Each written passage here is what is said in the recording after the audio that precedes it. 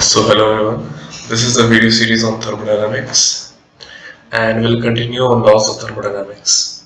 We have studied the first law, that was energy conservation, and we wrote this thing numerically as U, or I should write delta U equals to del Q minus PdV. Or I can also write du and dq, but just now I'm writing it like this.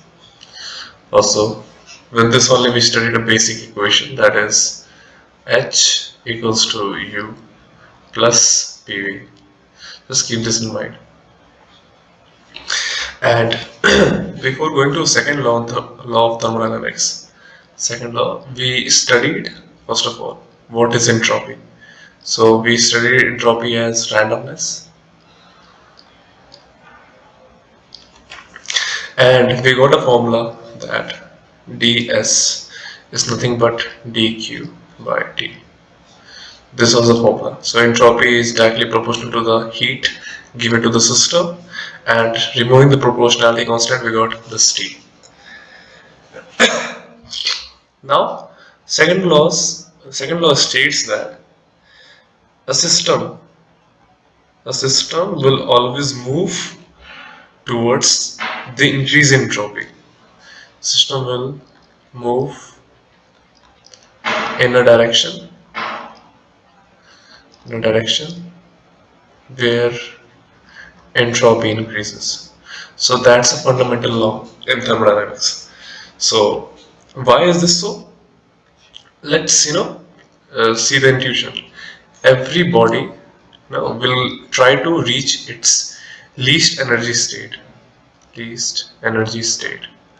So for that, the body will like to increase its entropy. Why?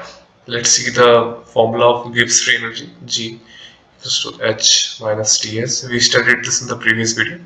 So we can see as S increases, or you can say entropy increases, the free energy G decreases. And that's the goal. This is the goal. We need to achieve a least energy state of any system. Any system in the universe will like to reach its minimum energy state.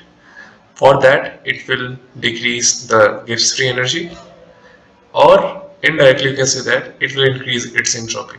So I hope you got the intuition of why a system will move in a direction of increasing entropy, because this will in fact result in decrease in energy, and that's what everybody wants. So that was our second law of thermodynamics. And moving forward, we have a third law which says that absolute entropy of a substance is zero at 0 Kelvin. So entropy will be zero at 0 Kelvin, and as temperature increases, entropy will increase. We can take example of ice. Ice has some entropy, let's say as ice. This will increase. That is when ice will turn into water. So entropy will increase. See, you can see randomness increases. So that's our two laws. Second law, in which the law states that a system will move in a direction of increasing entropy, and we got intuition why is that so, because it will result in decrease in energy. And third law, entropy is zero at 0 Kelvin. So let us also cover one more topic, that is spontaneity or spontaneous.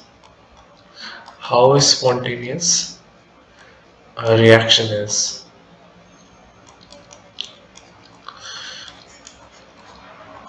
Now we know that Gibbs free energy is nothing but H minus Ts, and we studied in the previous video that this is nothing but a free energy. First thing. Second thing that we studied here is that a system, in second law we studied, a system will move in a direction of increasing entropy or I can say a system will move in a direction of decreasing Gibbs free energy.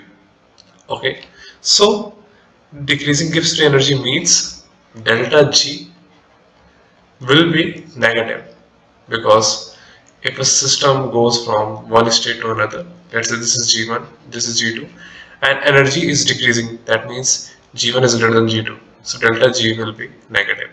So this is our condition for spontaneity. If a reaction, let's say this is a reaction, this will be spontaneous, or you can say feasible, only when delta G is negative. So this is a condition for spontaneity. How spontaneous reaction is? You can say if delta G is negative, this implies spontaneous.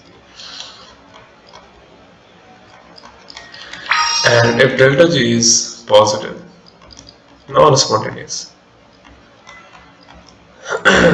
Don't remember these things. Just go through the basics. The basic is G is nothing but free energy, and a system will like to decrease its free energy. That's our second law. Or you can say this is a universal law that energy should be decreased in a system.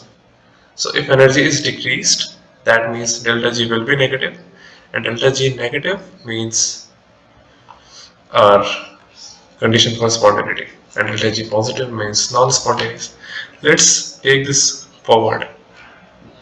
Delta G equals to negative, and we know delta G equals to delta H minus T delta S, considering T equals to constant.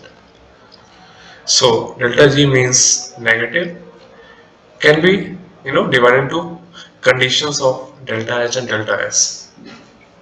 So simple condition will be delta G is negative. If delta H is negative, we can say it is spontaneous. Delta S is negative and delta S is positive. It is spontaneous. If delta H is negative and delta S is also negative, so in that case it will depend on temperature. So I guess that's the basic mathematics. You can see all we need is to make this thing negative. So we can make this negative by keeping this negative and keeping this positive. Okay, and if this thing is positive and this thing is again positive, so it will depend on then temperature. So I will not go writing the conditions like you have seen this table, that delta H, delta S, positive, negative, and these are the conditions for spontaneity. I'll not go like this. Just keep this in mind. All we need is delta G to be negative, and that can be negative if delta H is positive, sorry, negative, and delta S is positive. And just play with temperature. So I guess that's all for this video. If there's any doubt, please write down the comments. Thank you.